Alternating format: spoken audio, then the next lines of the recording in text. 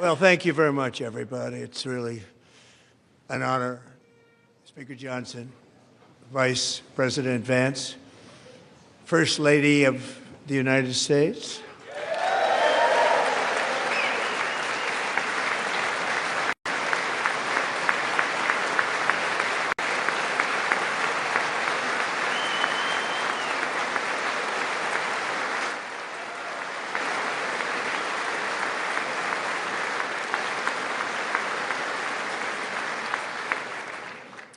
Second Lady of the United States,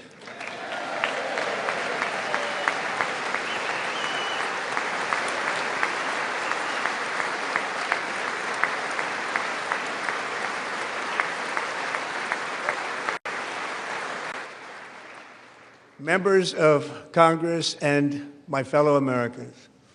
Our nation is back, bigger, better, richer, and stronger than ever before.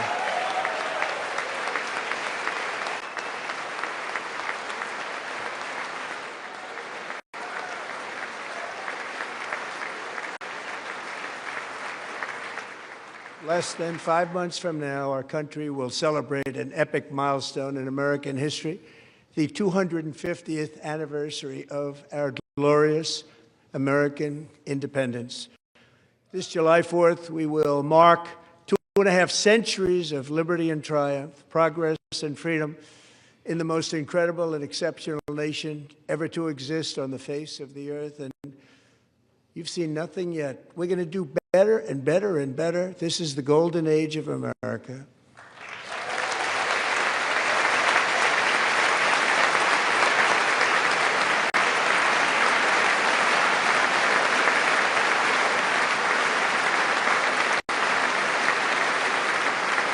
When I last spoke in this chamber 12 months ago, I had just inherited a nation in crisis with a stagnant economy, inflation at record levels, a wide-open border, horrendous recruitment for military and police, rampant crime at home, and wars and chaos all over the world. But tonight, after just 1 year, I can say with dignity and pride that we have achieved a transformation like no one has ever seen before, and a turnaround for the ages. It is indeed a turnaround for the ages.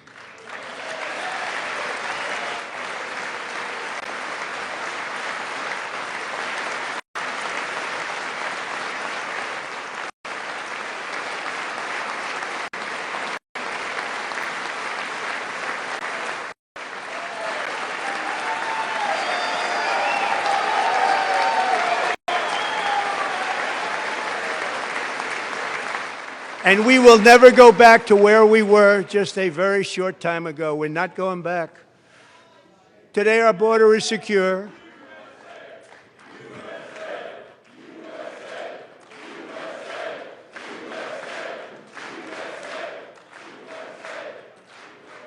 Thank you. Today, our border is secure. Our spirit is restored. Inflation is plummeting. Incomes are rising fast. The roaring economy is roaring like never before, and our enemies are scared, our military and police are stacked, and America is respected again, perhaps like never before.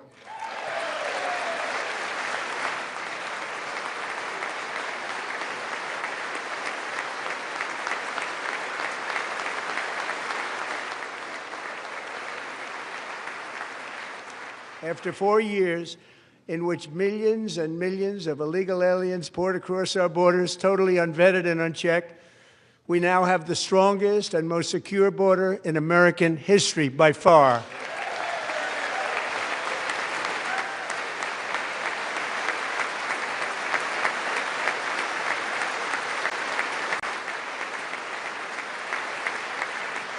In the past 9 months, 0 illegal aliens have been admitted to the United States.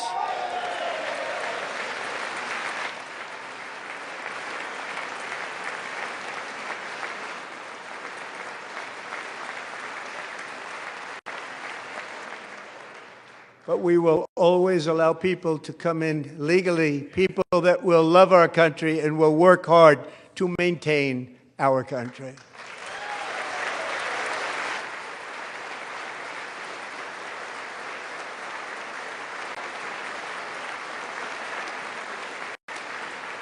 The flow of deadly fentanyl across our border is down by a record 56% in 1 year.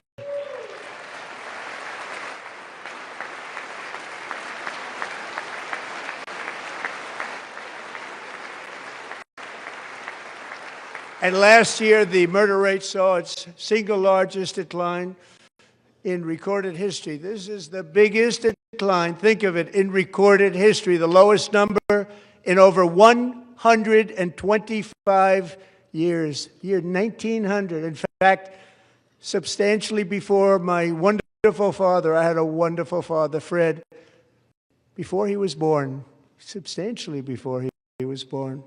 That's a long time ago. He wouldn't like me to say that, but that's a long time ago. The Biden administration and its allies in Congress gave us the worst inflation in the history of our country. But in 12 months, my administration has driven core inflation down to the lowest level in more than 5 years. And in the last 3 months of 2025, it was down to 1.7%.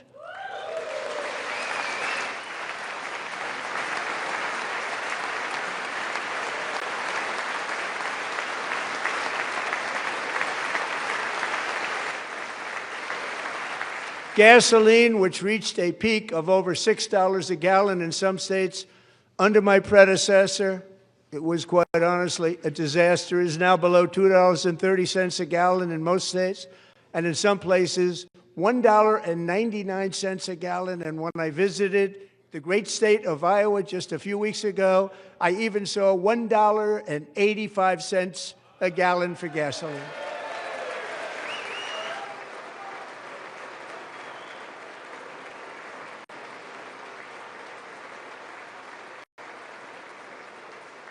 Mortgage rates are the lowest in 4 years and falling fast, and the annual cost of a typical new mortgage is down almost $5,000 just since I took office. 1 year.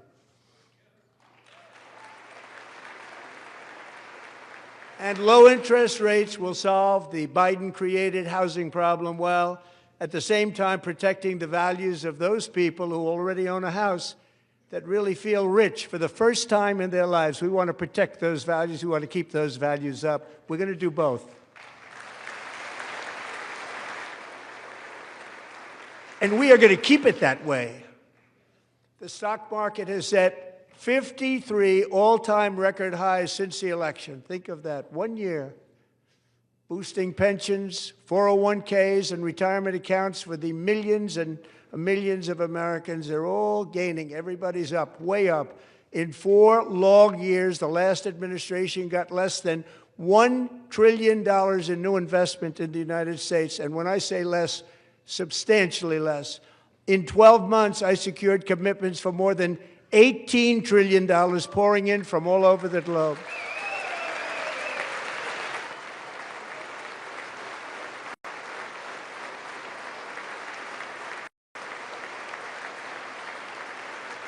Think of it, much less than $1 trillion for 4 years versus much more than $18 trillion for 1 year. What a difference a president makes. A short time ago, we were a dead country. Now we are the hottest country anywhere in the world, the hottest.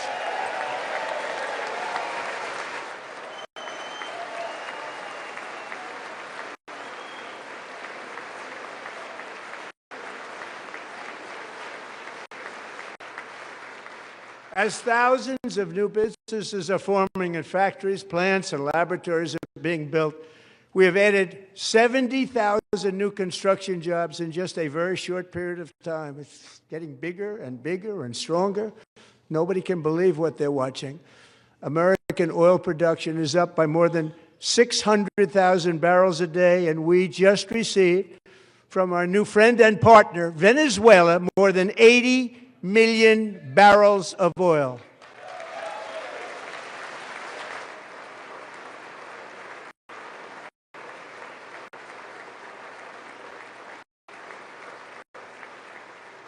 American natural gas production is at an all-time high because I kept my promise to drill, baby, drill.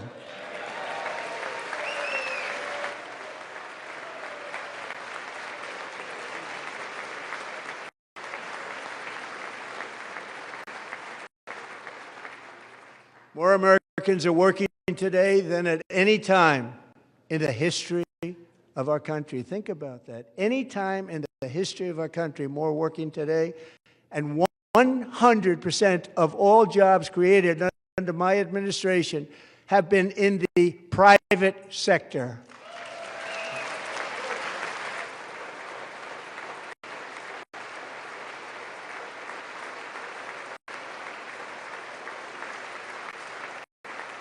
We ended DEI in America.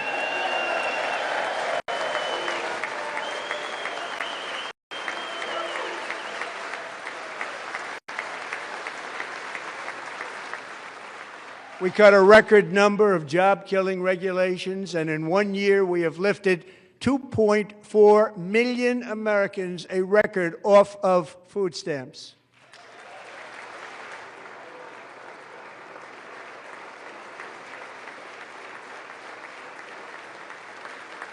And for all of these reasons, I say tonight, members of Congress, the state of our union is strong.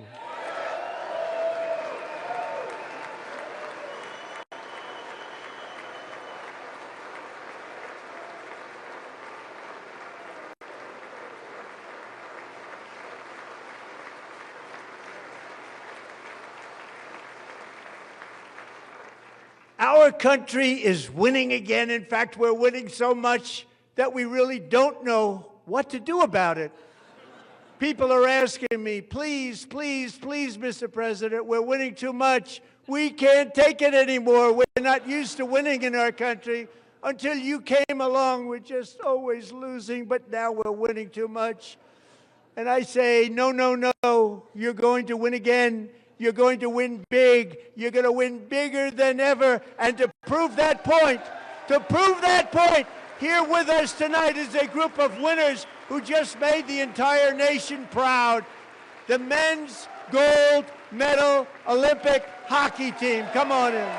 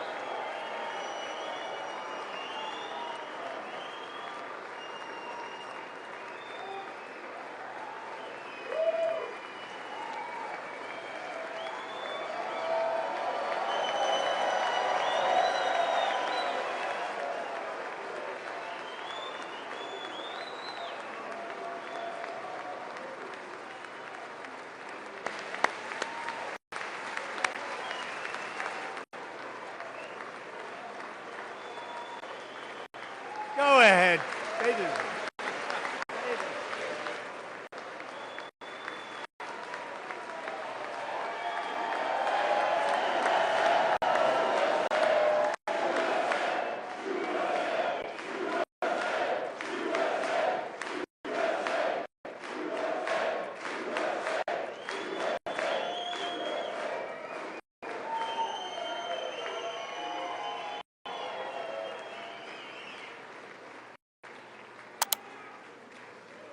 That's the first time I've ever seen them get up. And actually, not all of them did get up. But they beat a fantastic Canadian team in overtime, as everybody saw, as did the American women who will soon be coming to the White House.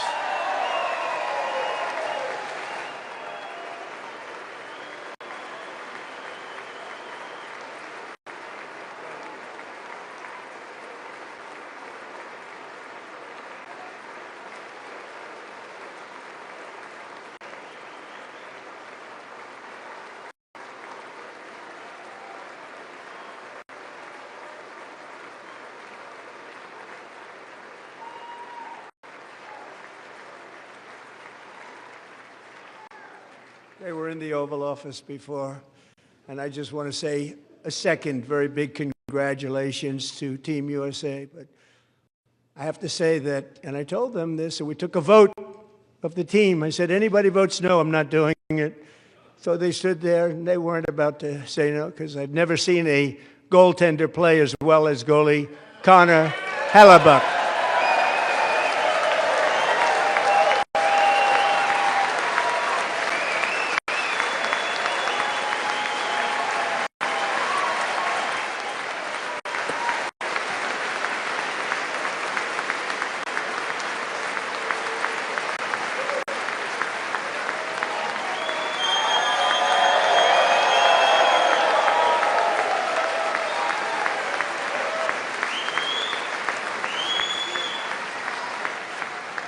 Think of it, 46 shots on goal, and I asked him, the one shot, the one where you put your stick in the back and it hit the neck of your stick and bounced off, you practice that, or was that a little lucky?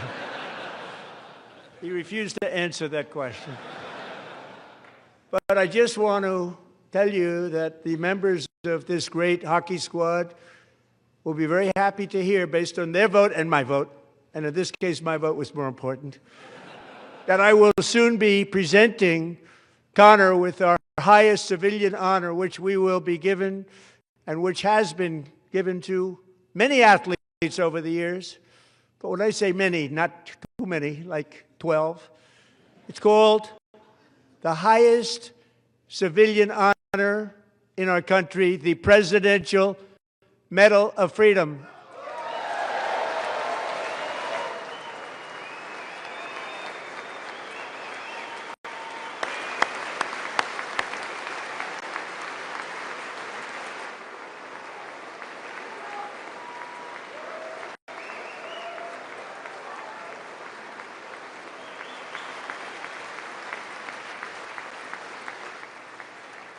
Great athletes have gotten that, very great, the best, and I thought he deserved it. And I did take a vote, every single one of them. I said, I'm not giving it if anybody goes no, and every single one of them rapidly put up their hand.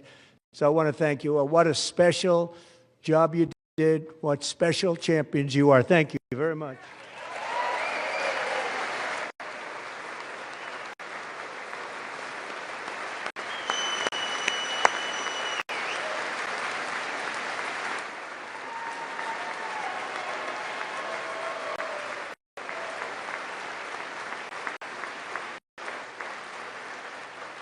I'm also pleased to say that the next time the Olympic torch is lit, it will be here in America for the 2028 Olympics, and it's the summer version right in Los Angeles. We're going to do a good job in Los Angeles.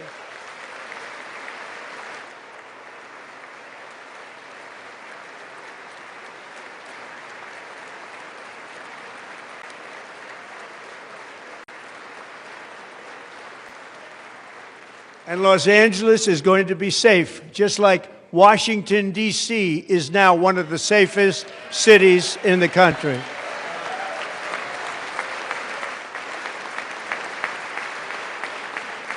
And this year, and I must say I got them both. I got them in my first term, and I was disappointed because I didn't think I'd be the president when this happened. But strange things took place. And now I've got them because I got the Olympics and I got the 2026 FIFA World Cup, and I wanted to claim the 250th, but I didn't get away with that one. I couldn't claim that one for myself. But we're getting the World Cup, so we have the World Cup and the Olympics coming, and that is exciting news.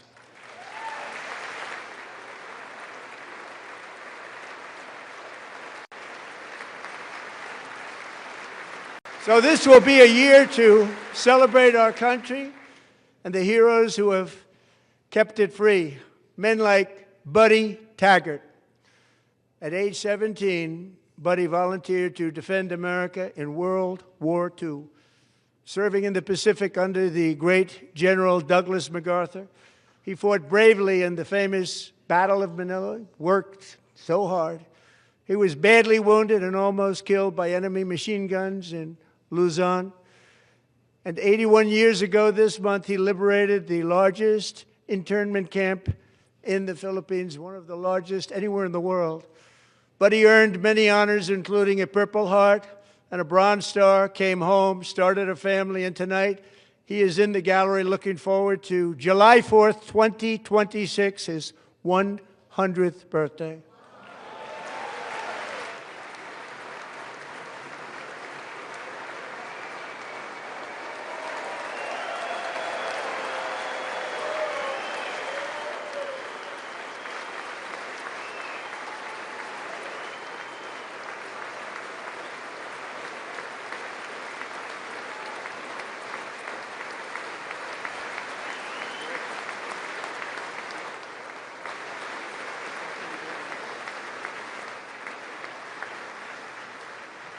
So, buddy, you're a brave man, and we salute you. Even in times of challenge, setback, and immense heartache, the spirit of 1776 has always shone through very brightly. It was July 4th of last year when floodwaters tore through a girls' summer camp in Central Texas, one of the worst things I've ever seen. I was there, rising 26 feet in the matter of minutes, tragically claiming many, many lives. You all remember that one.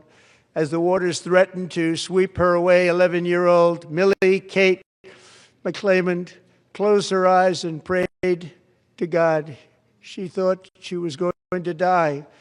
Those prayers were answered when Coast Guard rescue swimmer Scott Ruskin descended from a helicopter above. Nobody knew where he came from. It was Scott's first ever rescue mission, a young guy, but very brave, very, very top, always top in his class. And he lifted not just Millie Kate, but 164 others to safety.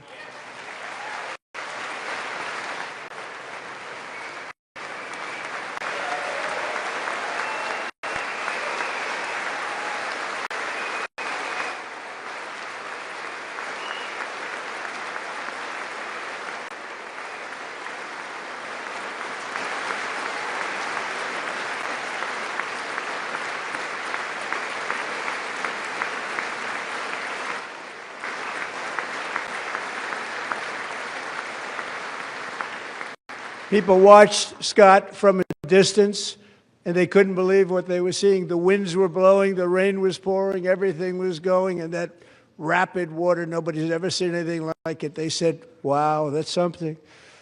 Tonight, Scott and Millie Kate are here together, reunited for the very first time. Thank you, Scott, Millie Kate.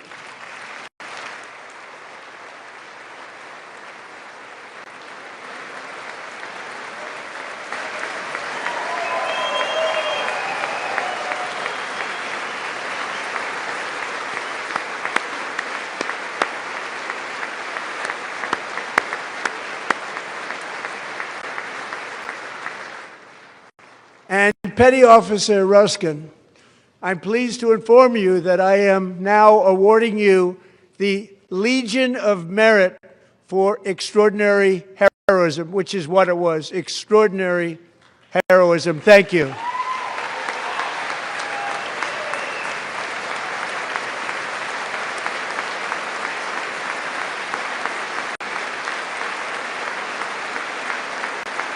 And I'd like to have the military aide to please come down and take care of the service. Military aide, thank you very much. Take care of that very important service. Thank you very much. From 1776 to today, every generation of Americans has stepped forward to defend life, liberty, and the pursuit of happiness. And they're really doing it for the next generation. But now it's our turn. Together we're building a nation where every child has the chance to reach higher and go further, where government answers to the people, not the powerful, and where the interests of hardworking American citizens are always our first and ultimate concern. That is the debt we owe to the heroes who came before us, and that is the promise we must keep to America for our 250th year. Last year, I urged this Congress to begin the mission by passing the largest tax cuts in American history, and our Republican majorities delivered so beautifully. Thank you, Republicans.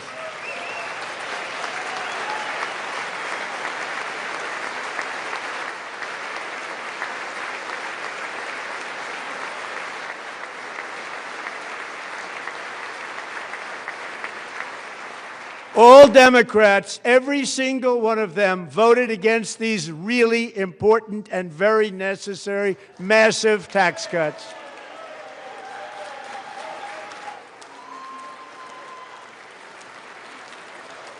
They wanted large-scale tax increases to hurt the people instead. But we held strong, and with the great, big, beautiful bill, we gave you no tax on tips, no tax on overtime, and no tax on Social Security for our great seniors.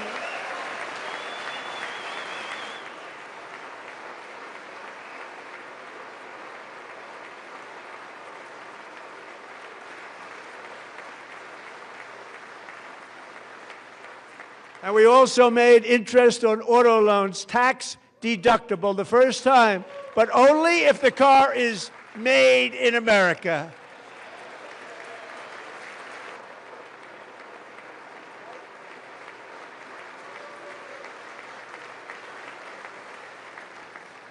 Recently in Pennsylvania, I met Megan Hemhauser, a devoted mom who's homeschools her children, beautiful, 2 children, during the day while waiting tables at night as her husband works overtime operating very heavy equipment. Megan is here this evening, and she's happy to tell you that she is so much richer because with no tax on tips, no tax on overtime, and our expanded child tax credit done again by Republicans, Megan and her husband will take home more than $5,000 extra just for the year, cutting her tax bill in more than half.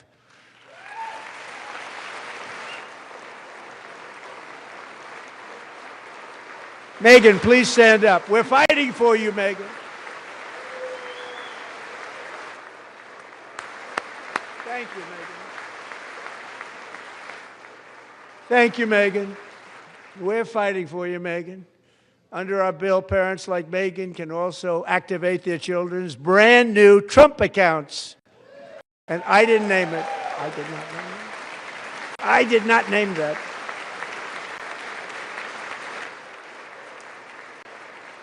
Nobody believes me, but I did not name it. It was named by a very tall man sitting right there in the third row. Nice man, a good man. Tax-free investment accounts for every American child. This is something that's so special and has taken off and gone through the roof. Millions will be pre-funded courtesy of the U.S. Treasury and private individuals like Michael and Susan Dell, who have donated $6.25 billion to fund the Trump accounts for 25 million American children. They're great people.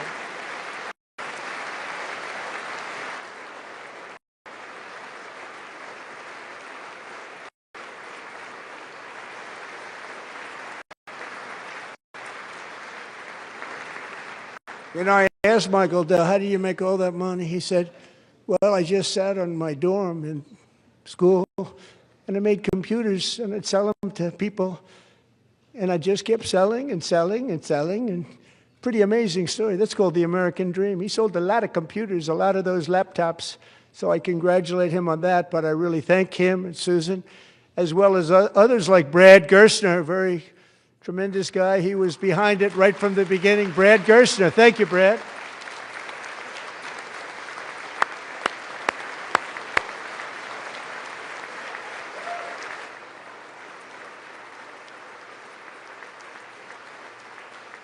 So with modest additional contributions, these young people's accounts could grow to over $100,000 or more by the time they turn 18. Think of it. How much money is that for somebody that started with nothing?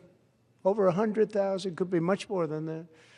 to make this investment in our children's future, go to trumpaccounts.gov, trumpaccounts.gov. And a lot of people are doing it. They're setting every record in the book.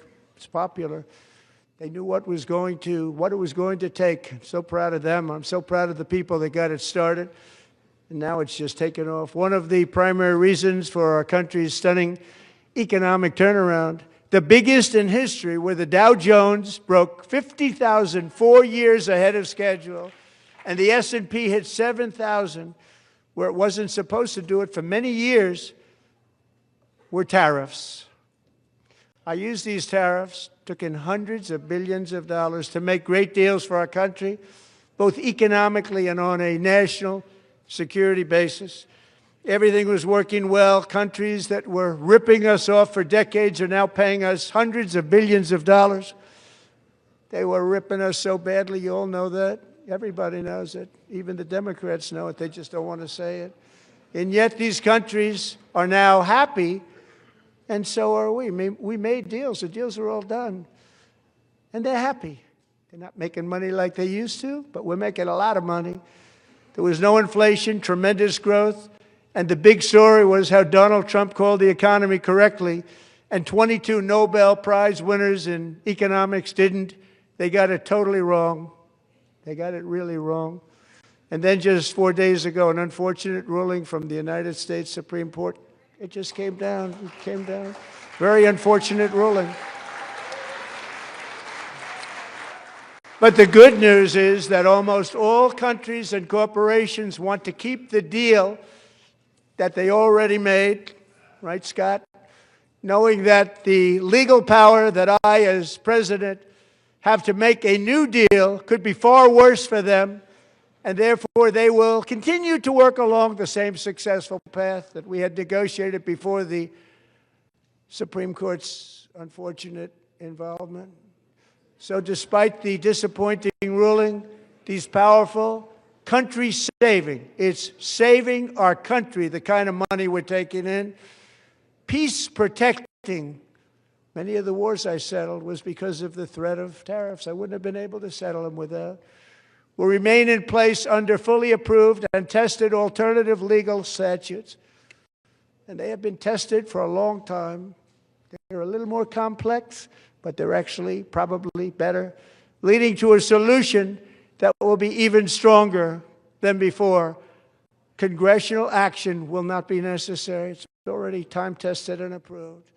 And as time goes by, I believe the tariffs paid for by foreign countries will, like in the past, substantially replace the modern-day system of income tax, taking a great financial burden off the people that I love.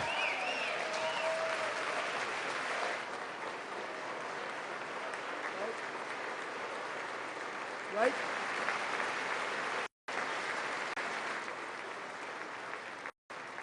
Moving forward, factories, jobs, investment, and trillions of dollars will continue pouring into the United States of America because we finally have a president who puts America first. I put America first. I love America.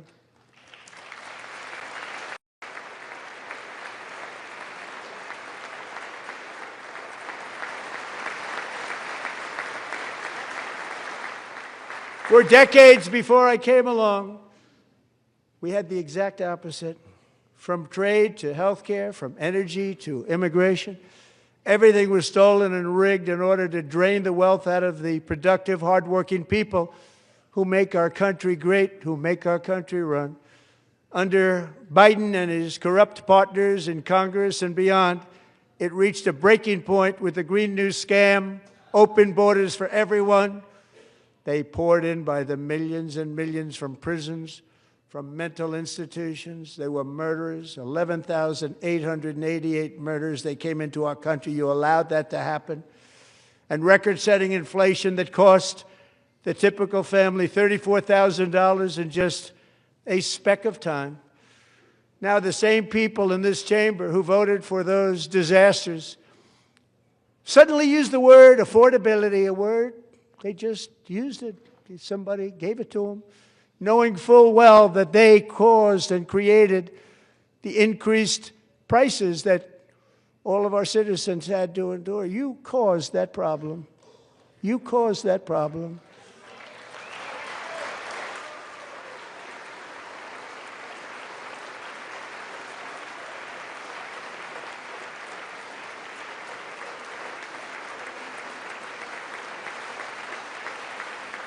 They knew their statements were a lie. They knew it. They knew their statements were a dirty, rotten lie. Their policies created the high prices. Our policies are rapidly ending them. We are doing really well. Those prices are plummeting downward.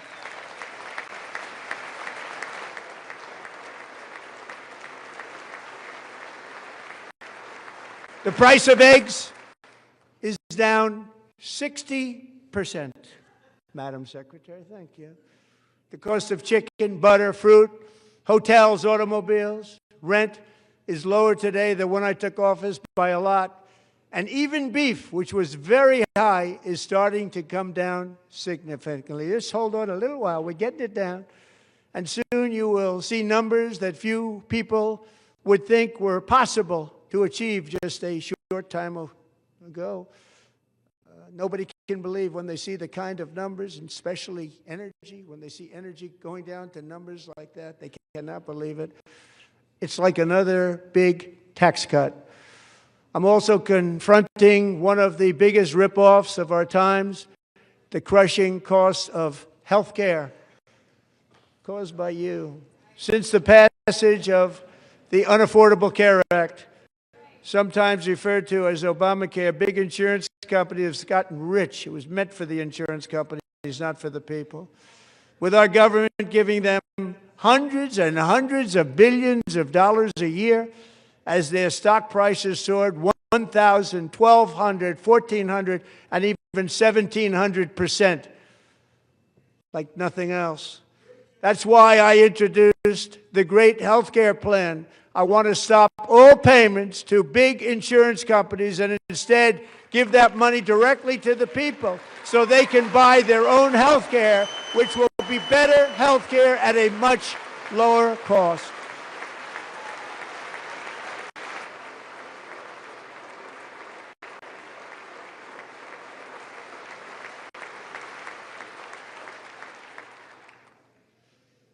In addition, my plan requires maximum price transparency. That's a big deal. Sounds so simple, so big. And I did that in my first term, and the Democrats immediately terminated it with full knowledge that they were doing a very bad thing for the people. Costs were going to go way up, and that's what happened, and now I'm bringing them way down on health care and everything else. I'm also ending the wildly inflated cost of prescription drugs like has never happened before.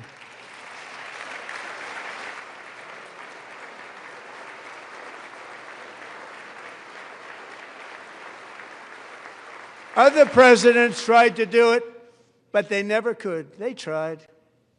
Most didn't try, actually. But they tried. They said they tried. They couldn't do it. They didn't even come close. They were all talk and no action, but I got it done. Under my just enacted most favored nation agreements, Americans who have for decades paid by far the highest prices of any nation anywhere in the world for prescription drugs will now pay the lowest price anywhere in the world for drugs. Anywhere. The lowest price.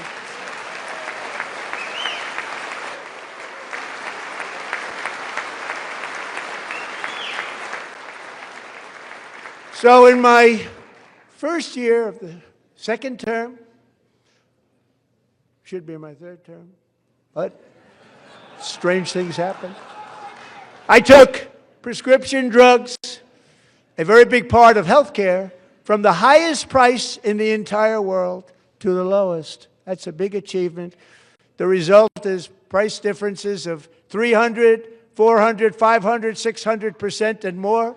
All available right now at a new website called TrumpRx.gov. And I didn't name that one either, by the way.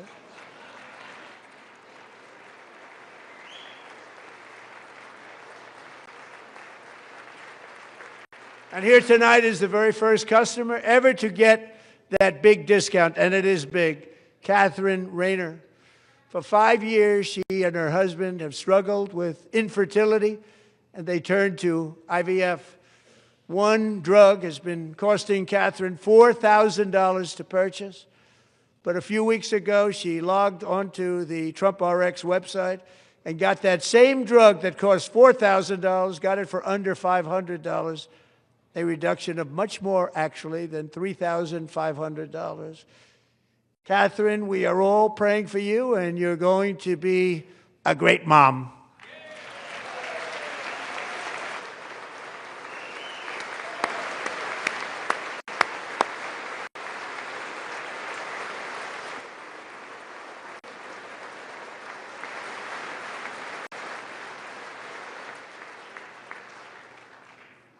So now I'm calling on Congress to codify my most favored nation program into law. Now, the one thing, I'm not sure it matters because it's going to be very hard for somebody that comes along after me to say, let's raise drug prices by 700 or 800%. But John and Mike, if you don't mind, codify it anyway. They may do it. Codify it anyway. Thank you. Many Americans are also concerned that energy demand from AI data centers could unfairly drive up their electric utility bills. Tonight, I'm pleased to announce that I have negotiated the new Ratepayer Protection Pledge. You know what that is? We're telling the major tech companies that they have the obligation to provide for their own power needs. They can build their own power plants as part of their factory so that no one's prices will go up. And in many cases, prices of electricity will go down for the community and very substantially down. This is a unique strategy never used in this country before. We have an old grid. It could never handle the kind of numbers, the amount of electricity that's needed. So I'm telling them they can build their own plant. They're going to produce their own electricity. It will ensure the company's ability to get electricity while at the same time lowering prices of electricity for you, and could be very substantial for all of you cities and towns. You're going to see some good things happen over the next number of years. Another pillar of the American dream that has been under attack is home ownership. With us tonight is Rachel Wiggins, a mom of 2 from Houston. She placed bids on 20 homes and lost all of those bids to gigantic investment firms that bypassed inspection, paid all cash, and turned those houses into rentals, stealing away her American dream. She was devastated. Stories like this are why last month I signed executive order to ban large Wall Street investment firms from buying up in the thousands single-family homes.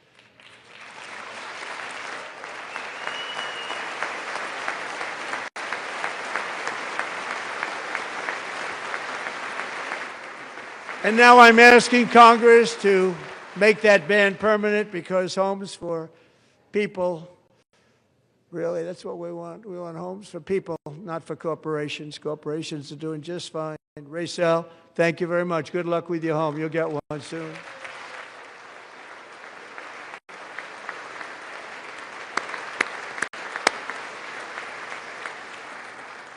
We're also working to make it easier for Americans to save for retirement. And under this administration, we will always protect Social Security and Medicare. They are not protecting it for our seniors. We will always protect Social Security, Medicare, Medicaid.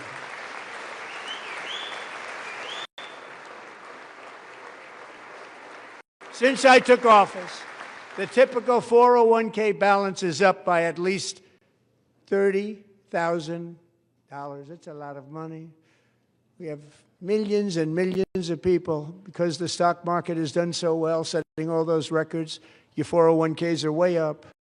Yet half of all of working Americans still do not have access to a retirement plan with matching contributions from an employer. To remedy this gross disparity, I'm announcing that next year my administration will give these often forgotten American workers, great people, the people that built our country, access to the same type of retirement plan offered to every federal worker.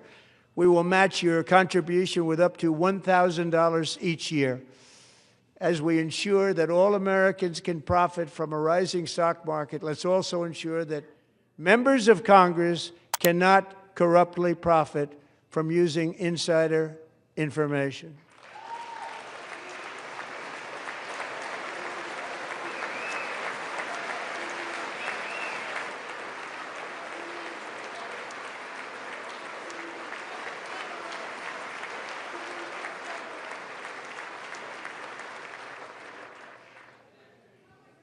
They stood up for that. I can't believe it. I can't believe it. Did Nancy Pelosi stand up if she's here? Doubt it. Pass the Stop Insider Trading Act without delay.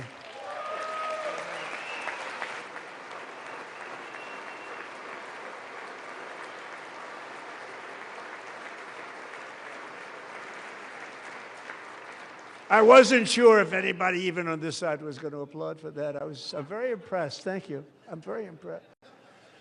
But when it comes to the corruption that is plundering, it's plundering America. There's been no more stunning example than Minnesota, where members of the Somali community have pillaged an estimated $19 billion from the American taxpayer. Oh, we have all the information. And in actuality, the number is much higher than that. And California, Massachusetts, Maine, and many other states are even worse. This is the kind of corruption that shreds the fabric of a nation, and we are working on it like you wouldn't believe. So tonight, although started 4 months ago, I am officially announcing the war on fraud to be led by our great Vice President, J.D. Vance.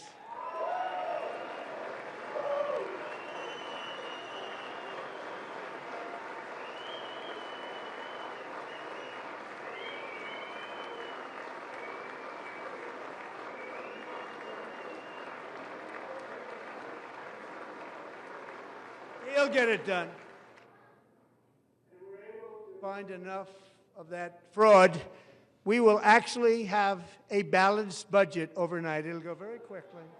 That's the kind of money you're talking about. We'll balance our budget.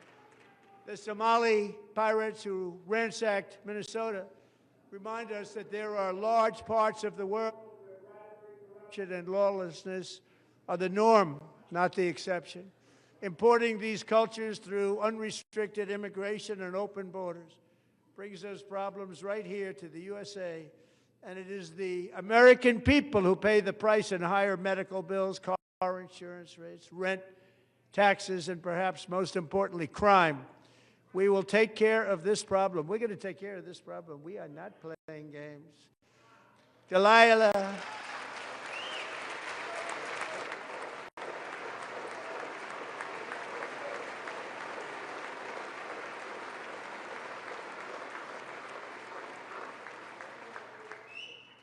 Delilah Coleman was only 5 years old in June 2024 when an 18-wheel tractor trailer plowed into her stopped car traveling at 60 miles an hour or more. The driver was an illegal alien let in by Joe Biden and given a commercial driver's license by open borders politicians in California. Doctors said Delilah would never be able to walk or talk, have a good life. She wouldn't even be able to eat again. But against all odds, she is now in the first grade learning to walk. And she's here this evening with her dad, Marcus, a fantastic man. Delilah, please, you are a great inspiration. Please stand up.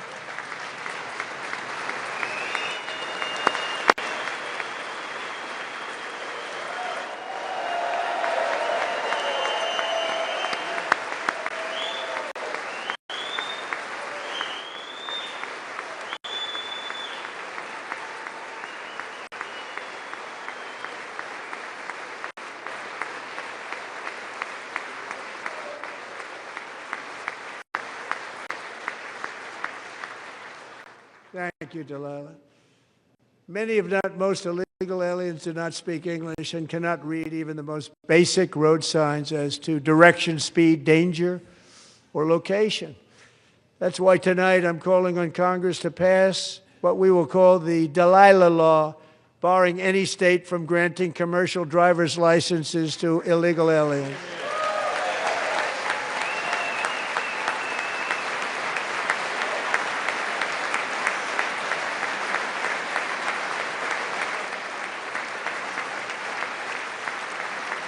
And yesterday, as you probably saw at the White House, I hosted a ceremony with Americans who lost their treasured loved ones to the scourge of illegal immigration. People came into our country, how we allowed this to happen with our open borders. These are the angel moms and families that for decades our government betrayed and our media totally ignored. It was terrible. Hard to believe, actually. In 2023, a 16-year-old high school cheerleader named Elizabeth Medina was supposed to perform in her town's Christmas parade, but she never arrived. Her mother, Jacqueline, went home to look for her, and she found her lying dead in a bathtub, bleeding profusely after being stabbed 25 times. Elizabeth's killer was a previously arrested illegal alien who had broken in and brutally extinguished the brightest light in her family's life, violently and viciously. Her heartbroken mother is in the gallery to remind everyone in this chamber exactly why we are deporting illegal alien criminals to our country at record numbers, and we're getting them the hell out of here fast. We don't want them.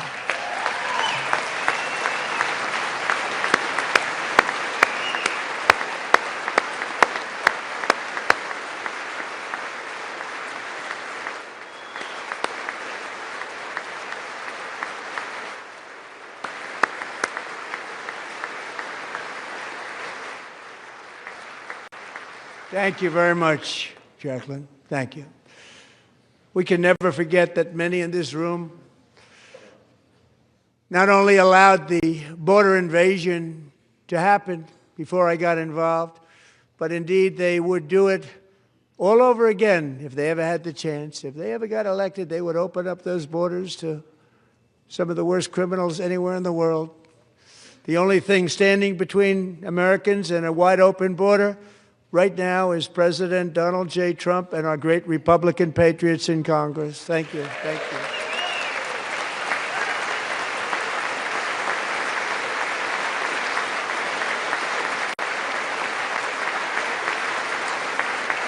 As we speak, Democrats in this chamber have cut off all funding for the Department of Homeland Security. It's all cut off. It's all cut off. They have instituted another Democrat shutdown, the first one costing us 2 points on GDP. 2 points we lost on GDP, which probably made them quite happy, actually. Now they have closed the agency responsible for protecting Americans from terrorists and murderers. Tonight I'm demanding the full and immediate restoration of all funding for the border security, homeland security of the United States, and also for helping people clean up their snow. We have no money because of the Democrats, and it would be nice, we'd love to give you a hand at cleaning it up, but you gave no money. Nobody's getting paid. It's a shame. So you have to think about it. We have, in case you didn't know, a pretty large snowstorm out there. One of the great things about the State of the Union is how it gives Americans the chance to see clearly what their representatives really believe. So tonight I'm inviting every legislator to join with my administration in reaffirming a fundamental principle. If you agree with this statement, then stand up and show your support. The first duty of the American government is to protect American citizens, not illegal aliens.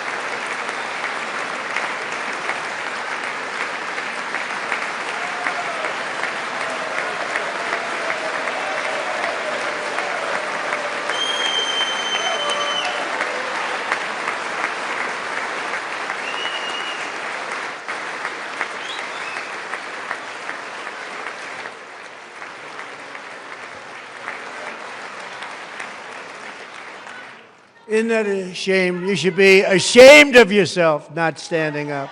You should be ashamed of yourself. That is why I'm also asking you to end deadly sanctuary cities that protect the criminals and enact serious penalties for public officials who block the removal of criminal aliens. In many cases, drug lords, murderers all over our country, they're blocking the removal of these people out of our country, and you should be ashamed of yourself.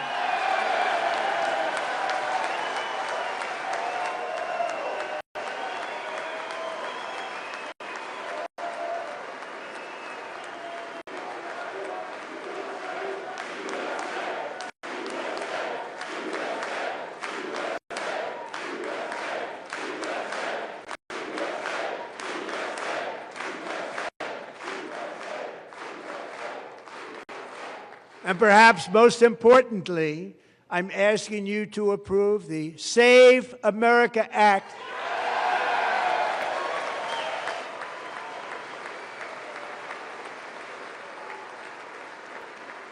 To stop illegal aliens and others who are unpermitted persons from voting in our sacred American elections. That cheating is rampant in our elections. It's rampant. It's very simple. All voters must show voter ID.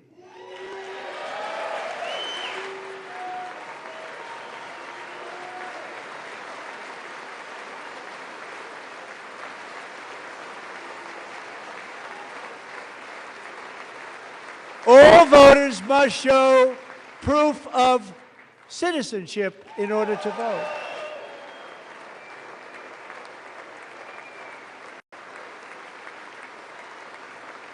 And no more crooked mail-in ballots except for illness, disability, military, or travel. None. And this should be an easy one. And by the way, it's polling at 89%, including Democrats, 89%.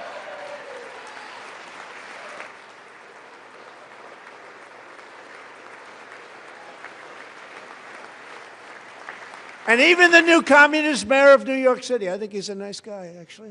Speak to him a lot. Bad policy, but nice guy. Just said they want people to shovel snow. They got hit hard. Wants them to shovel snow, but if you apply for that job, you need to show 2 original forms of ID and a Social Security card.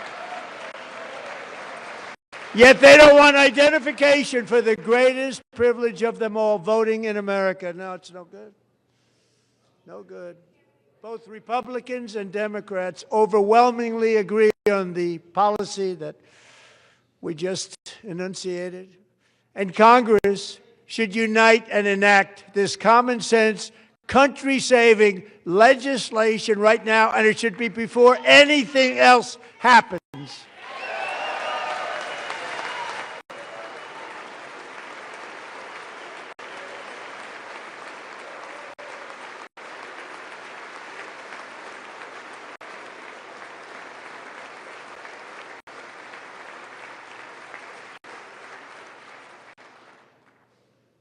And the reason they don't want to do it, why would anybody not want voter ID? One reason, because they want to cheat. There's only one reason. They make up all excuses. They say it's racist. They come up with things you almost say, what imagination they have. They want to cheat. They have cheated. And their policy is so bad that the only way they can get elected is to cheat. And we're going to stop it. We have to stop it, John.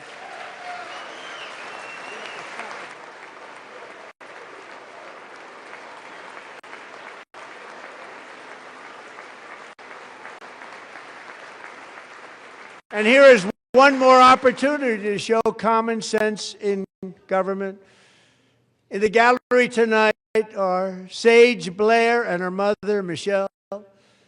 In 2021, Sage was 14 when school officials in Virginia sought to socially transition her to a new gender, treating her as a boy and hiding it from her parents. Hard to believe, isn't it? Before long, a confused Sage ran away from home after she was found in a horrific situation in Maryland. A left-wing judge refused to return Sage to her parents because they did not immediately state that their daughter was their son. Sage was thrown into an all-boys state home and suffered terribly for a long time. But today, all of that is behind them because Sage is a proud and wonderful young woman with a full-ride scholarship to Liberty University.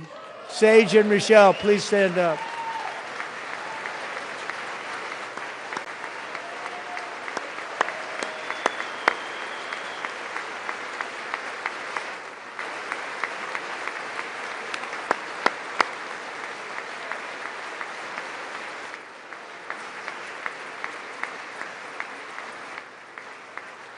And thank you for your great bravery. And who can believe that we're even speaking about things like this? 15 years ago, if somebody was up here and said that, they'd say, what's wrong with him? But now we have to say it because it's going on all over numerous states without even telling the parents. But surely we can all agree no state can be allowed to rip children from their parents' arms and transition them to a new gender against the parents' will. Who would believe that we're even talking about this? We must ban it, and we must ban it immediately.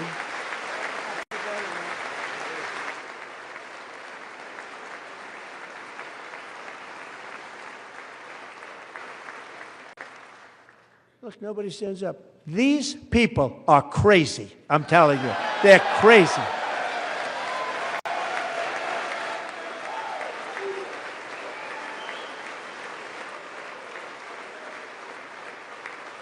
Amazing, incredible. Boy, oh boy. We're lucky we have a country. With people like this, Democrats are destroying our country, but we've stopped it just in the nick of time, didn't we? Huh?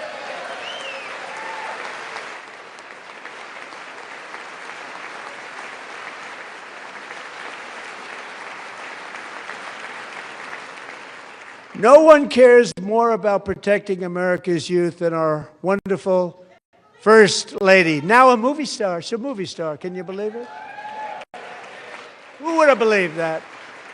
Over the past year, she has had an incredible impact championing AI legislation, advancing a landmark executive order on foster care, and helping secure $30 million to launch the Melania Trump Foster Youth to Independence Initiative. It's a tremendous, really a tremendous thing that happened and had a lot of bipartisan support. She gets much better bipartisan support than I do. I get none. She gets a lot. Someday you're going to have to tell me how you did that. And students and educators in every state have joined the First Lady's efforts in the presidential AI challenge, keeping America's next generation positioned to succeed and strongly succeed in the future. Tonight, we welcome two young people whose lives reflect the First Lady's impact, Sierra Burns and Everest Nevermont. Thank you both, and Melania, thank you. I know how hard you worked on it. Thank you very much.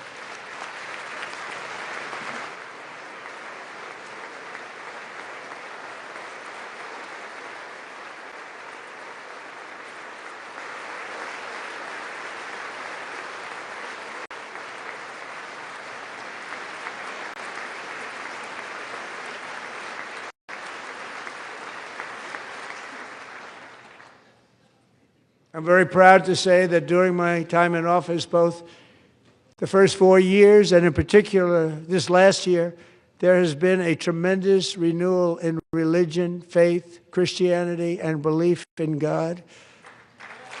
Tremendous renewal.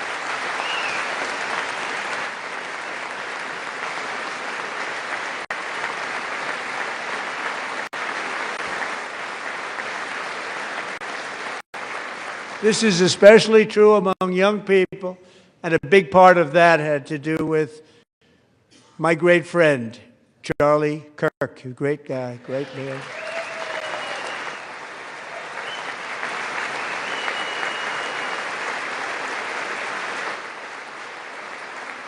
So last year, Charlie was violently murdered by an assassin and martyred really martyred for his beliefs. His wonderful wife, Erica, is with us tonight. Erica, please stand.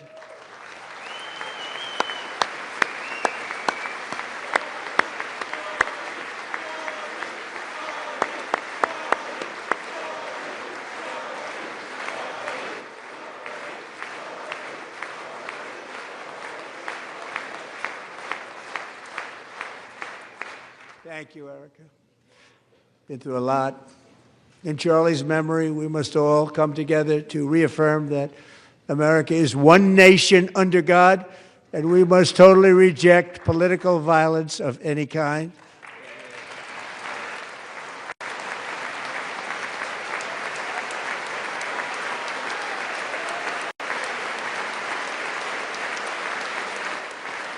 We love religion, and we love bringing it back, and it's coming back at levels that nobody actually thought possible. It's really a beautiful thing to see. Above all, unleashing America's promise requires keeping our communities safe. We have made incredible strides, yet dangerous repeat offenders continue to be released by pro-crime Democrat politicians again and again. We are honored to be joined tonight by a woman who's been through hell, Anya Zarutska. In 2022, she and her beautiful daughter, so beautiful, what a beautiful young woman, Irina, fled war-torn Ukraine to live with relatives near Charlotte, North Carolina. And by the way, what's going on with Charlotte?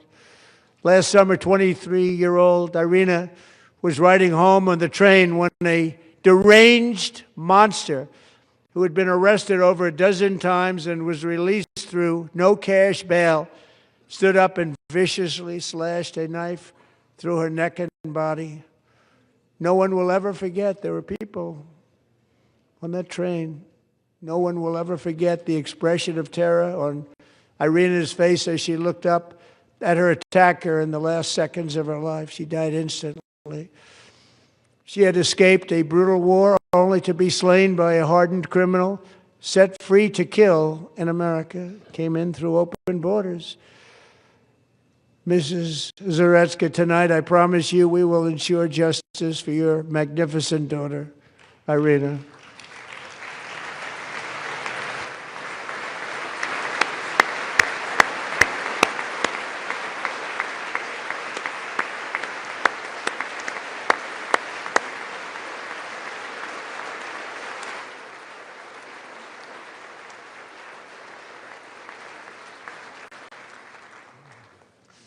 How do you not stand? How do you not stand? I'm asking this Congress to pass tough legislation to ensure that violent and dangerous repeat offenders are put behind bars, and importantly, that they stay there.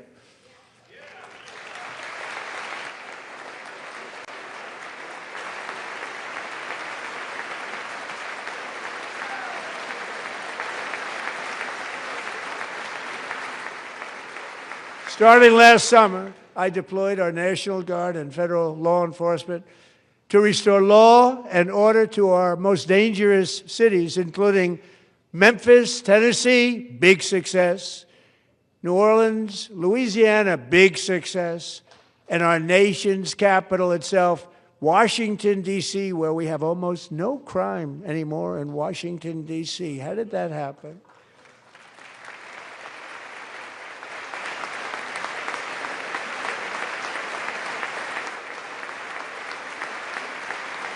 In fact, crime in Washington is now at the lowest level ever recorded, and murders in D.C. this January were down close to 100% from a year ago.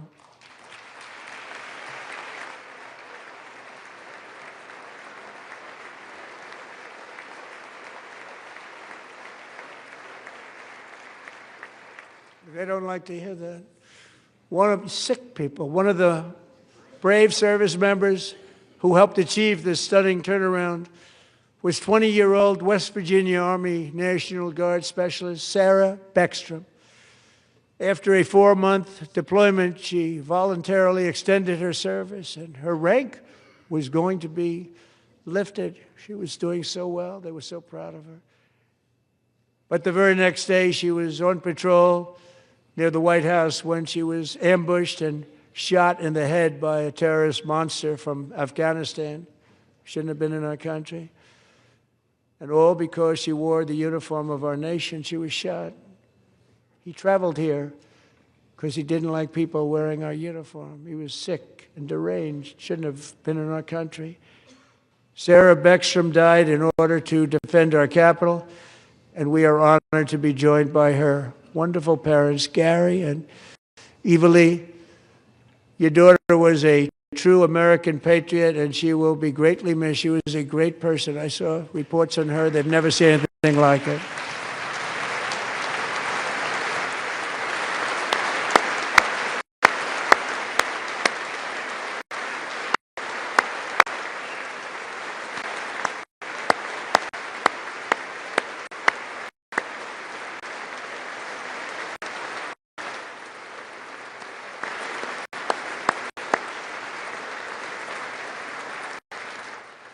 So sorry. Thank you very much.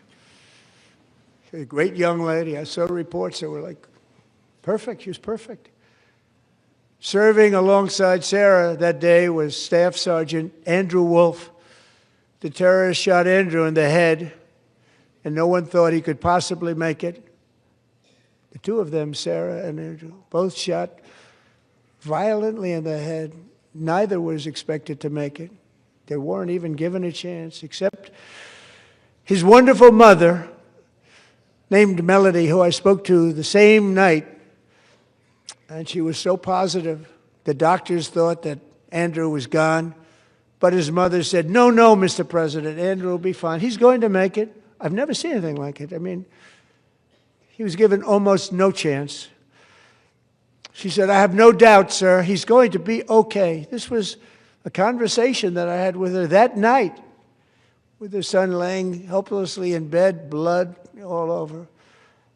Everybody is praying, she said, sir, he will be okay. The doctors didn't understand what she was saying, and after looking at the results of the damage done, neither did I.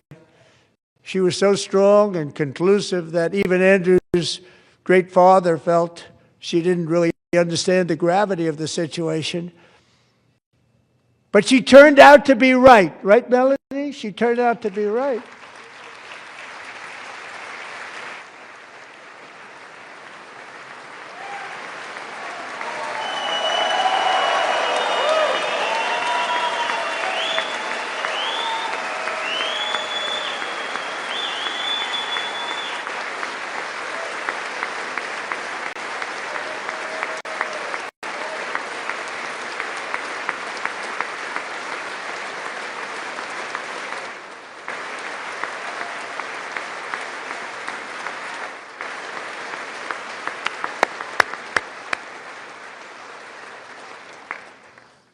Amazing, actually.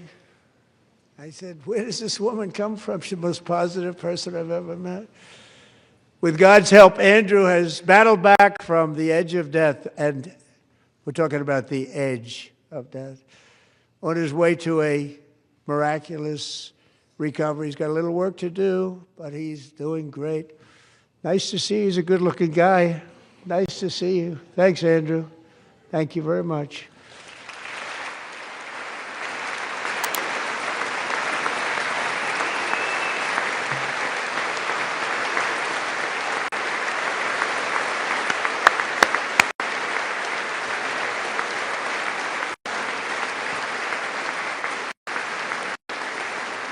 So, Andrew, while you're up, now I'm going to ask a highly respected General James Seward to present Staff Sergeant Andrew Wolf and the great family of Sarah Beckstrom with the award created by our late, great President George Washington himself. It's called the Purple Heart.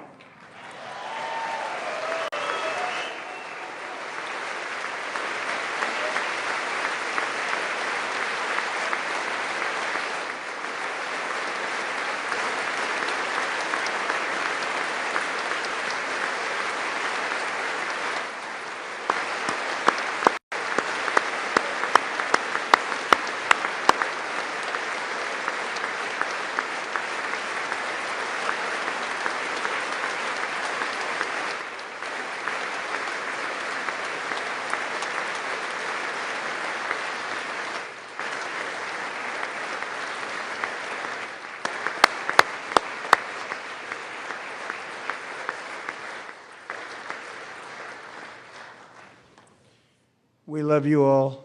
Love you.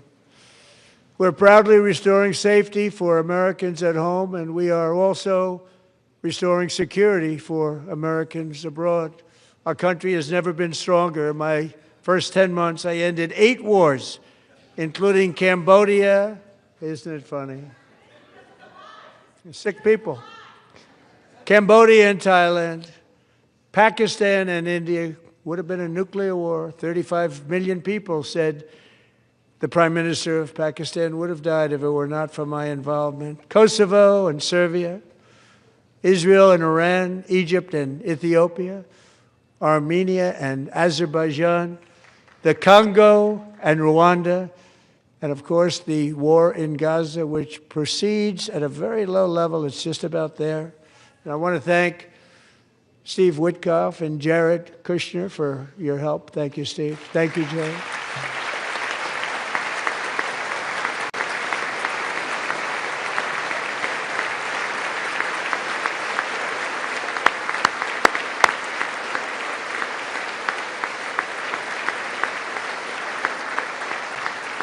And I also want to thank the man they report to, Secretary of State Marco Rubio. Thank you, Marco.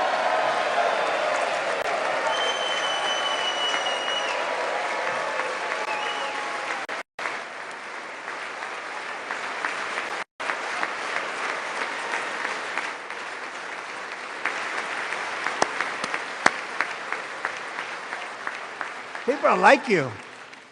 You know, Marco got 100% of the votes when he was in confirmation. I think our next one was about 54%. And some of the Democrats are now saying, I can't believe we approved that guy. And he said it's an honor that they feel that way, right, Marco? You have done a great job, great Secretary of State. I think he'll go down as the best ever.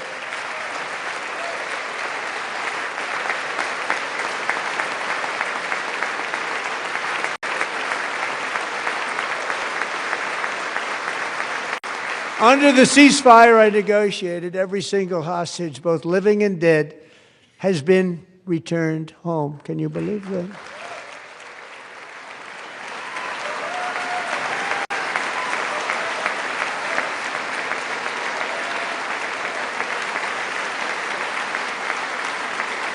Nobody thought it was possible. Nobody thought that was possible. Both living and dead. And those parents who had a dead son, their boy, they'd always tell me their boy, they wanted him as much as though he were living. It was an amazing period of time. And they came back, and when we got all of the living hostages back, and many, many before them, but I always said those last 20 are going to be very tough, but we got many, many more, hundreds. But I said those last 20 are going to be tough. We got them back. But we only got back 14 or 15 of the dead of the 28. And believe it or not, Hamas worked along with Israel, and they dug and they dug and they dug.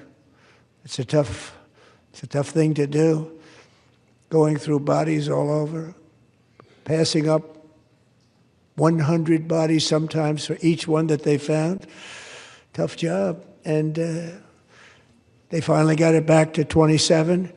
And then Steve and Jared, they got it back to 28. They found all 28. Nobody thought that was possible, but we did it. And I remember the family of the 28th.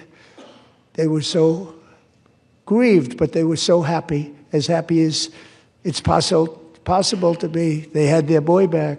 The mother said, "Sir, we have our boy back." What a period of time that was, but we got them all back. So thank you both very much. Great job.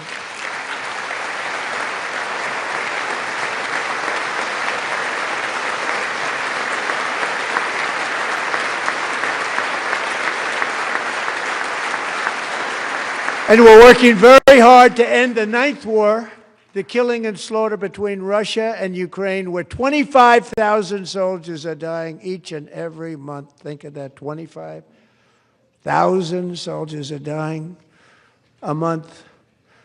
A war which would have never happened if I were president, would have never happened. As president, I will make peace wherever I can, but I will never hesitate to confront threats to America wherever we must. That's why in a breakthrough operation last June, the United States military obliterated Iran's nuclear weapons program with an attack on Iranian soil known as Operation Midnight Hammer.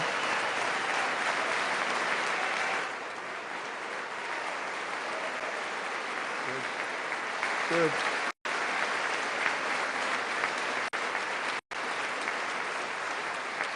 For decades, it had been the policy of the United States never to allow Iran to obtain a nuclear weapon. Many decades. Since they seized control of that proud nation 47 years ago, the regime and its murderous proxies have spread nothing but terrorism and death and hate.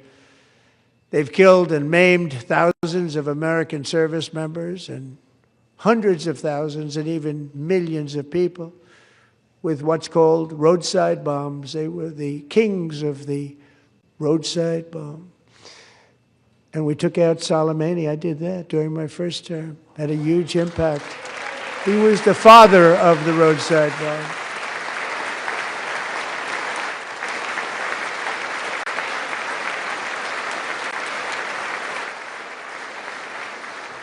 And just over the last couple of months with the protests, they've killed at least, it looks like, 32,000 protests. 32,000 protesters in their own country.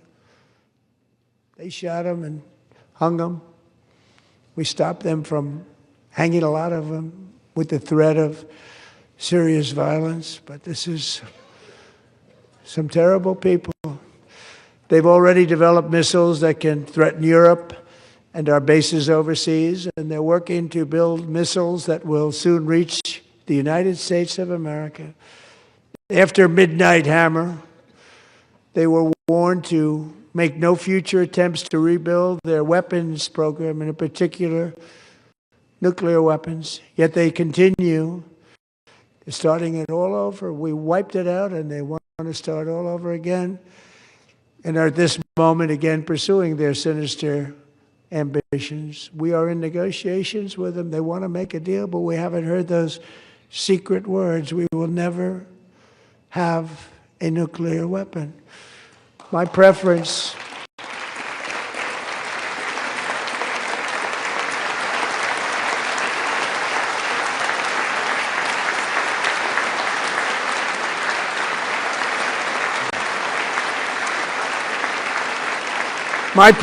is to solve this problem through diplomacy.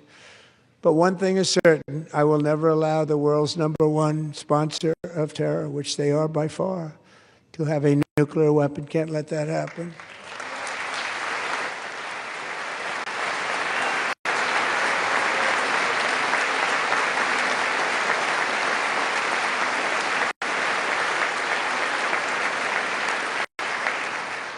And no nation should ever doubt America's resolve. We have the most powerful military on earth. I rebuilt the military in my first term. We're going to continue to do so. Also, we just approved a $1 trillion budget. We have no choice. We have to be strong, because hopefully we will seldom have to use this great power that we built together. It's really called peace through strength, and it's been very, very effective.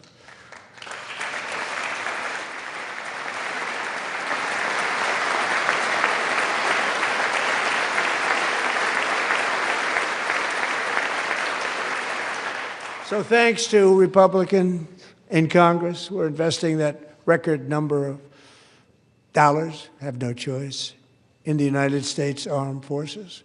Also creating a lot of jobs, but we're not even doing it for that reason. Because as I said, we have more jobs, more people working today than ever before in the history of our country. And NATO countries are friends and allies. They are. They're our friends and they're our allies, have just agreed at my very strong request to pay 5% of GDP for military defense rather than the 2%, which they weren't paying. We were paying for almost all of NATO.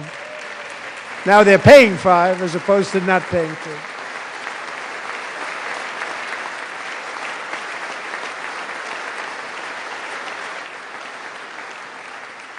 And getting that 5% was something which everyone said would never be done, could not happen. We got it really easily. One meeting. And big difference between 2% that's not paid. We were paying the freight of many of them. Very few were paid up. Now 5%, then they're paid. And everything we send over to Ukraine is sent through NATO, and they pay us in full. They pay us totally in full. Every branch of our armed forces is setting records for recruitment. This is so exciting. And every service member recently.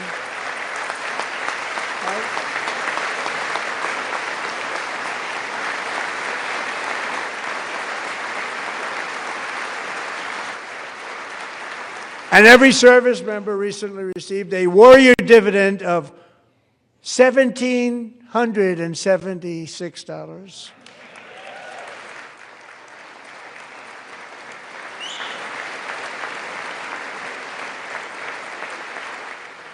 You know, they put it on my desk. We got the money from tariffs and other things, a lot of money we have. We have much more money than people understand.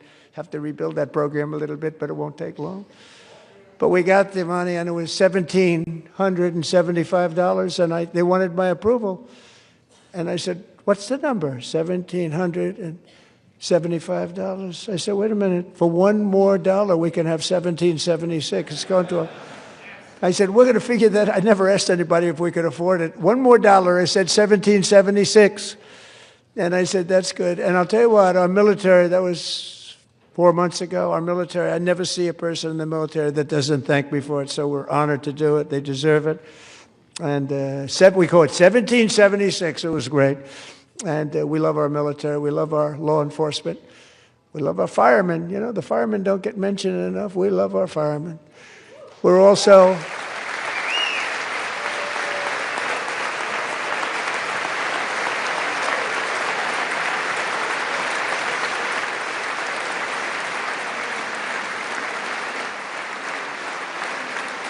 We're also restoring American security and dominance in the Western Hemisphere, acting to secure our national interests and defend our country from violence, drugs, terrorism, and foreign interference. For years, large swaths of territory in our region, including large parts of Mexico, really large parts of Mexico, have been controlled by murderous drug cartels.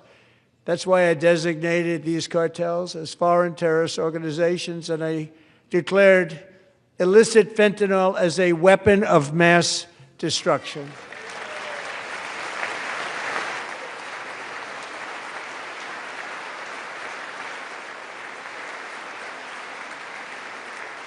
And with our new military campaign, we have stopped record amounts of drugs coming into our country and virtually stopped it completely coming in by water or sea. You probably noticed that. We very seriously damaged their fishing industry also. Nobody wants to go fishing anymore. We've also taken down one of the most sinister cartel kingpins of all. You saw that yesterday. In January,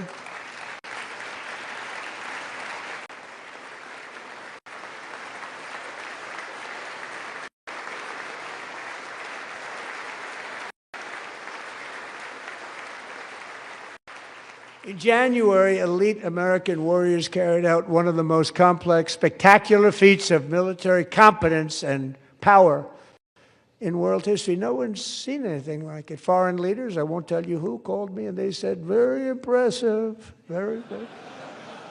They couldn't believe, they all watched. They saw what happened. This is a different fighting force that we had years ago when we fought to tie. You know, it's a great fighting force. I'm so proud of it. Look at Space Force. Space Force is my baby, because we did that. My baby is becoming so important.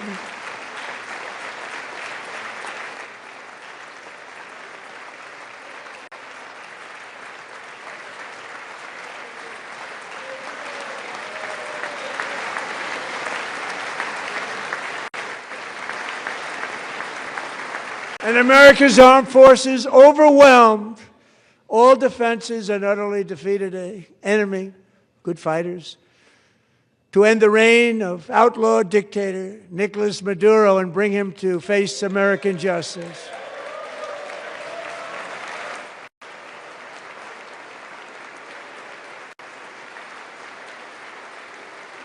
And this was an absolutely colossal victory for the security of the United States, and it also opens up a bright new beginning for the people of Venezuela. We're working closely with the new president of Venezuela, Delcy Rodriguez, to unleash extraordinary economic gains for both of our countries and to bring new hope to those who have suffered so terribly.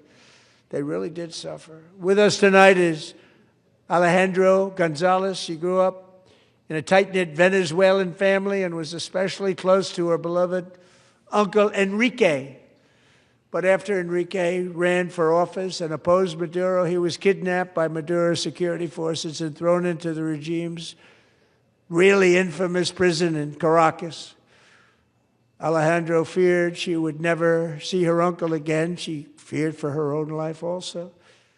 But since the raid, we have worked with the new leadership, and they have ordered the closure of that vile prison and released hundreds of political prisoners already, with more to come. Alejandro, I'm pleased to inform you that not only has your uncle been released, but he is here tonight. We brought him over to celebrate his freedom with you in person. Enrique, please come down.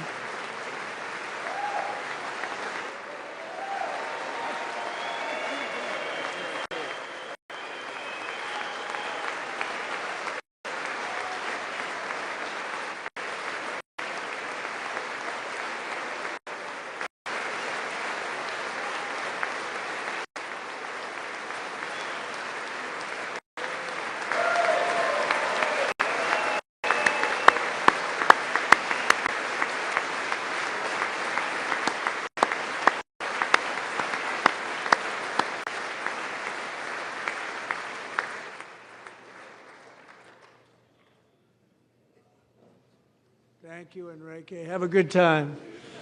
Nice to have you back, Enrique. There were many heroes on that January raid to capture Maduro, really great heroes. It was very dangerous. They knew we were coming. They were all set. But the deeds of one warrior that night will live forever in the eternal chronicles of military valor. Chief Warrant Officer 5, Eric Slover, planned the mission and was the flight lead in the cockpit of the first helicopter, a big, beautiful, powerful helicopter. It was a massive Chinook carrying, as you can imagine, many, many American warfighters. Wearing the dog tags, his wife Amy had blessed with holy water before he left. She knew it was going to be a rough one. Eric steered the Chinook under the cover of night and descended swiftly upon Maduro's heavily protected military fortress. This was a major military installation, protected by thousands of soldiers and guarded by Russian and Chinese military technology. How did that work out? Not too good. While preparing to land, enemy machine guns fired from every angle, and Eric was hit very badly in the leg and hip, one bullet after another. He absorbed 4 agonizing shots, shredding his leg into numerous pieces. And yet, despite the fact that the use of his legs was vital to successful helicopter flight, legs are the most important part of flying a helicopter, to deliver the many commandos who would capture and detain Maduro was the only thing Eric was thinking about. Then, even as he was gushing blood, which was flowing back down the aisle, helicopter lands at a steep angle. The machine gun stood right in front of him. They were right in front of him, 2 machine gunners who escaped the wrath of the previous planes. Eric maneuvered his helicopter with all of those lives and souls to face the enemy and let his gunners eliminate the threat. Turned the helicopter around so the gunners could take care of business, saving the lives of his fellow warriors from what could have been a catastrophic crash deep in enemy territory. Only after safely landing the helicopter with all the warriors aboard in the exact right spot, which was vital to the mission. We probably would have had to maybe cancel the mission if that didn't happen. Eric told his co-pilot, also wounded, but not as gravely, to take over. I'm about ready to pass out. The success of the entire mission and the lives of his fellow warriors hinge on Eric's ability to take the searing pain. It was unbelievable what's happened to his legs of the bullets and keep on flying and landing, and people knew what was happening. Everybody in the back of the helicopter knew because they saw the blood pouring down the aisle. Chief Warrant Officer Slover is still recovering from his serious wounds, but I'm thrilled to say that he is here tonight with his wife, Amy. Eric and Amy, come on in.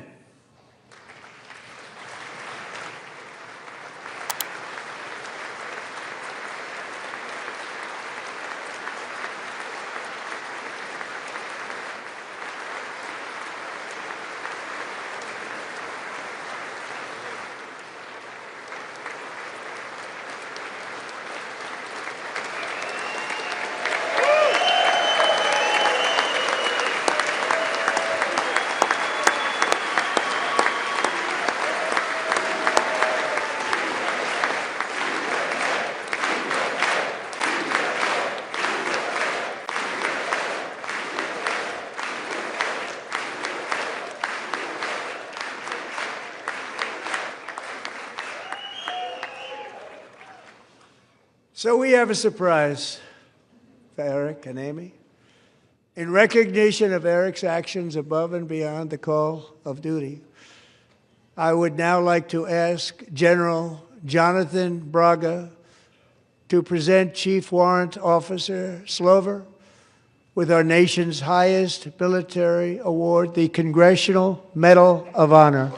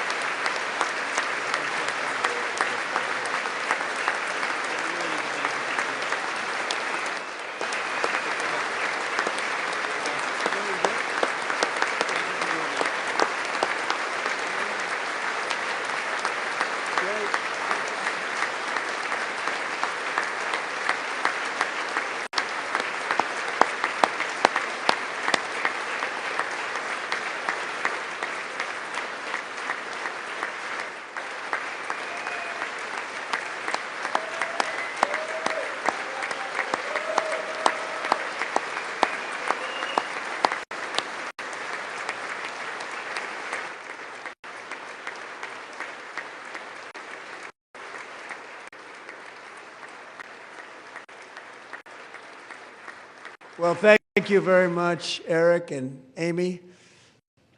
Great to get to know you. I met with them and with a lot of their fellow warriors at Fort Bragg recently. You notice the name Fort Bragg. We have it back. We brought it back. We won the First World War with it, the Second World War with it, and then they decided to change the name. So we changed it back. Everybody wanted to change back, too. And 10 of Eric's fellow warriors from that incredible night of victory will also be receiving medals at a private ceremony that will soon be held at the White House, and Eric will be there. Thank you.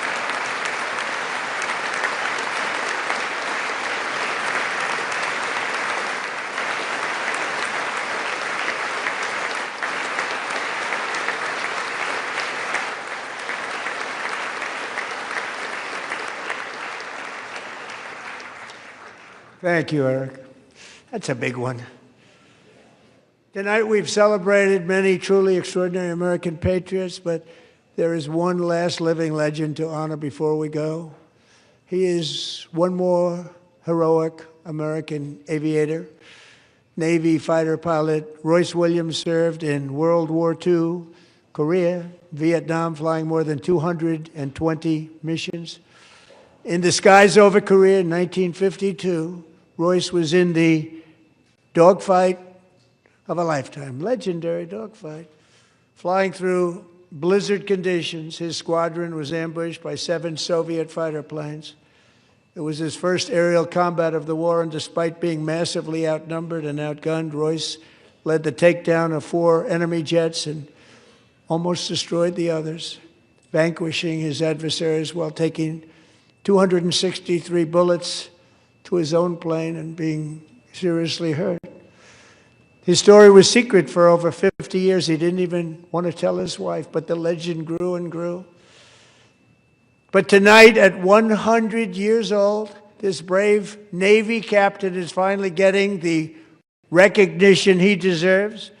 He was a legend long before this evening. Royce, please stand up, and I will ask the First Lady of the United States to present Captain Royce Williams with his Congressional Medal of Honor.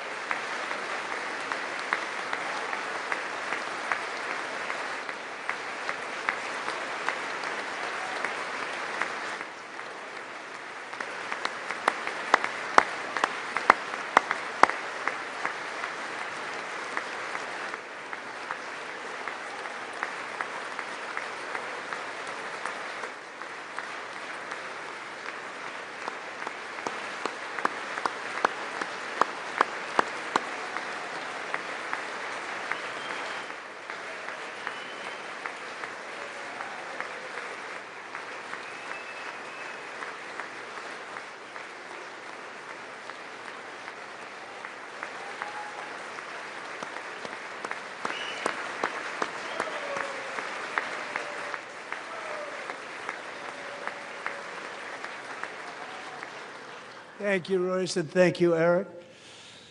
I've always wanted the Congressional Medal of Honor, but I was informed I'm not allowed to give it to myself, and I wouldn't know why I'd be taking it, but if they ever open up that law, I will be there with you someday. But you know, that's our highest honor, Congressional Medal of Honor, and that's a big thing, and it's an honor to be in the same room with you. Thank you both very much, Eric. Thank you.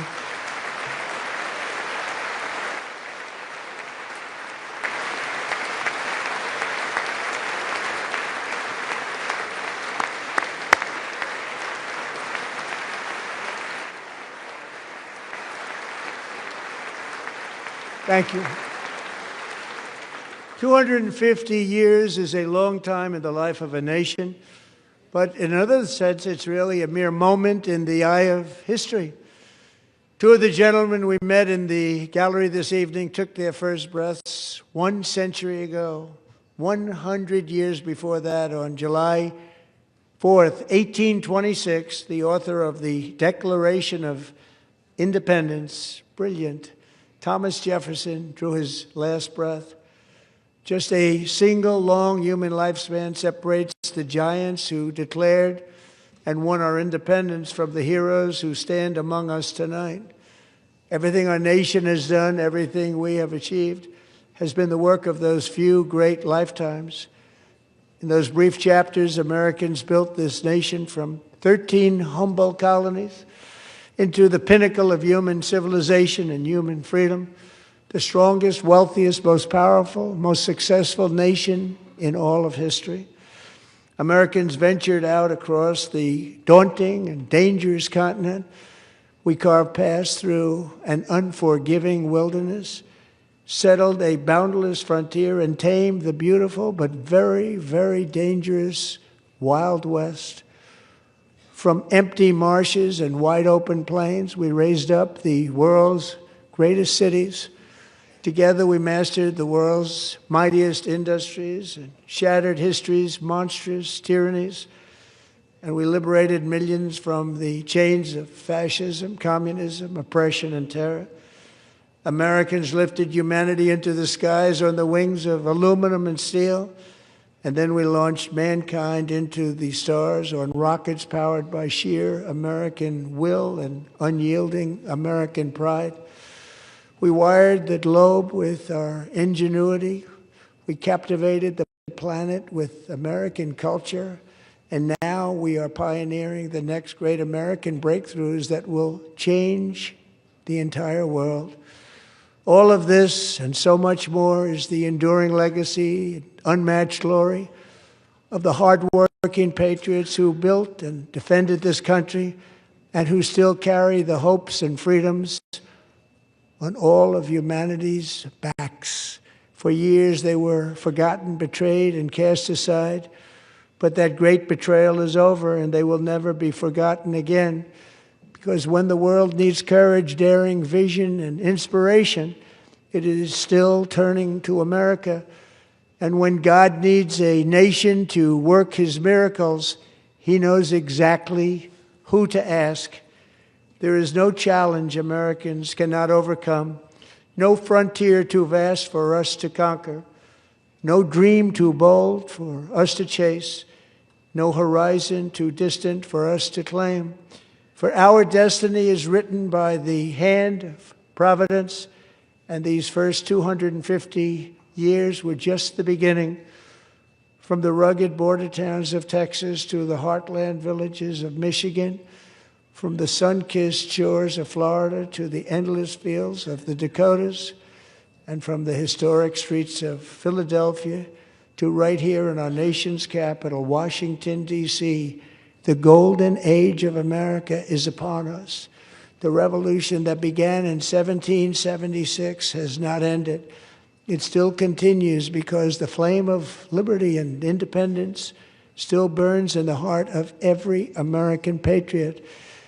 And our future will be bigger, better, brighter, bolder, and more glorious than ever before. Thank you, God bless you, and God bless America.